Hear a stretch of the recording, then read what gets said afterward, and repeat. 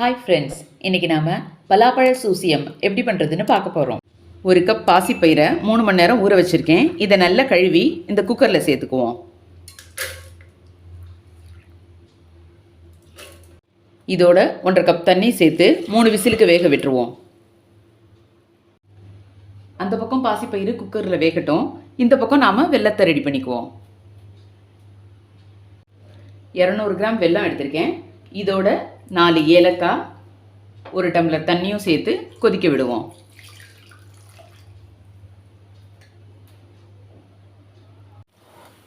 வெல்லம் நல்லா கரைஞ்சிருச்சு, கொஞ்சம் அழுக்கெல்லாம் இருக்குது. இதை இப்போ நம்ம வடிகட்டிக்குவோம்.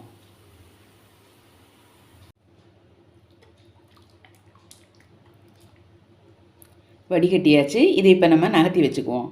பேன் நல்லா சூடாயிருச்சு. 2 டேபிள் ஸ்பூன் நெய் சேர்த்துக்கலாம்.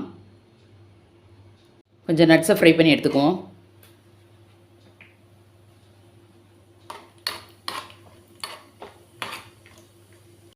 நட்ஸு ஃப்ரை ஆயிடுச்சு. இது தனியாக நகர்த்தி வச்சுக்குவோம். 1/2 கப் துருவன தேங்காய், இதையும் இந்த நெய்யில் ஃப்ரை பண்ணி எடுத்துக்குவோம்.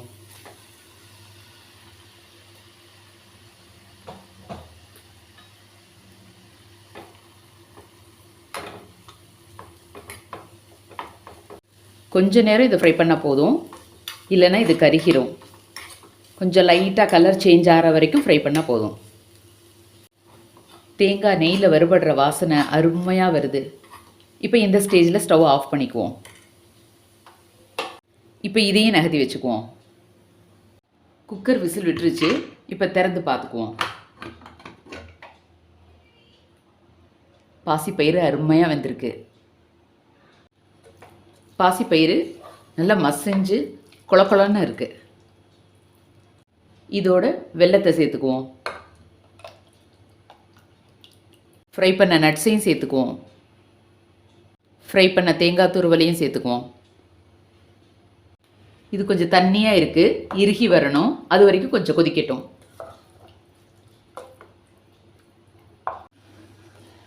நல்லா இறுகிருச்சு, பூரண பதத்துக்கு வந்துருச்சு. இப்போ நம்ம ஸ்டவ் ஆஃப் பண்ணிக்கலாம்.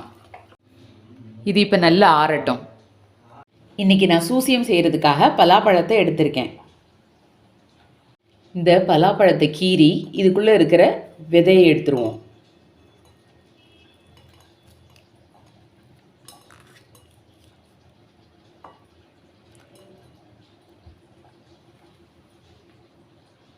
இதே மாதிரி எல்லாத்துலேயும் எடுத்துருவோம். ஒரு பலாப்பழத்தை எடுத்து அதில் பூரணத்தை ஃபில் பண்ணிக்குவோம்.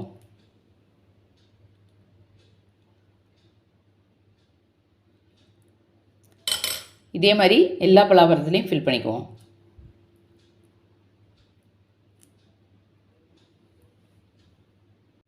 எல்லா பழத்தையும் ஃபில் பண்ணி ரெடி பண்ணியாச்சு. 1/2 கப் மைதா எடுத்திருக்கேன். அதோட கொஞ்சமாக உப்பு, மஞ்சத்தூள், அதோட கொஞ்சமாக தண்ணி சேர்த்து திக்காக கரைச்சிக்கலாம்.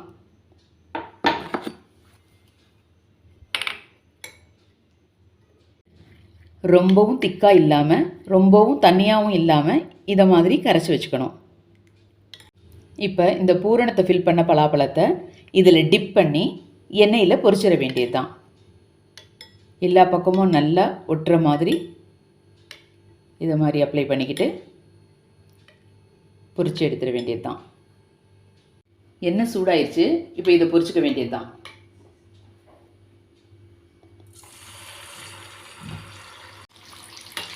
அருமையாக ரெடி ஆயிடுச்சு. இப்போ இதை எடுத்துக்கலாம். பலாப்பழ சூசியம்.